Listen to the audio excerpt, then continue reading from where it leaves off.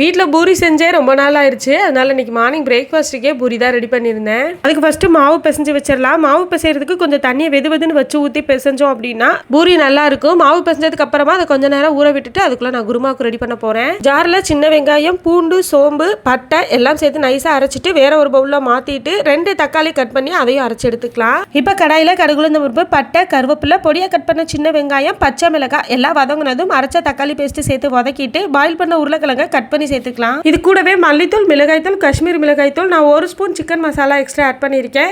அரைச்ச தேங்காய் வெங்காய பேஸ்ட் சேர்த்து தேவையான அளவுக்கு தண்ணி ஊற்றி கொஞ்சமாக உப்பு சேர்த்து கொதிக்க விட்டுறணும். இந்த உருளைக்கிழங்கு குருமா நமக்கு ஏற்ற மாதிரி வச்சுக்கலாம். தொட்டு சாப்பிட்ற மாதிரியும் வச்சுக்கலாம், இல்லை ஊற்றி சாப்பிட்ற மாதிரியும் வச்சுக்கலாம். நான் கொஞ்சம் கிரேவியாக தான் வச்சிருக்கேன். ஏன்னா 2 பேருமே ஒரு பூரிக்கு தொட்டு தான் சாப்பிடுவோம். அதனால ஒரு அடுப்பில் குருமா கொதிச்சிட்டு இருக்கு, இன்னொரு அடுப்பில் பூரியை எண்ணெயில் போட்டு எடுத்துட்டேன். இன்னைக்கு மதியம் லஞ்சு எனக்கும் நக்ஷுக்குட்டிக்கும் மட்டும்தான். அதனால அதுலேயே கொஞ்சம் மாவு மீதம் இருந்ததை சப்பாத்தியாக போட்டு 2 பேரும் சாப்பிட்டுட்டோம்.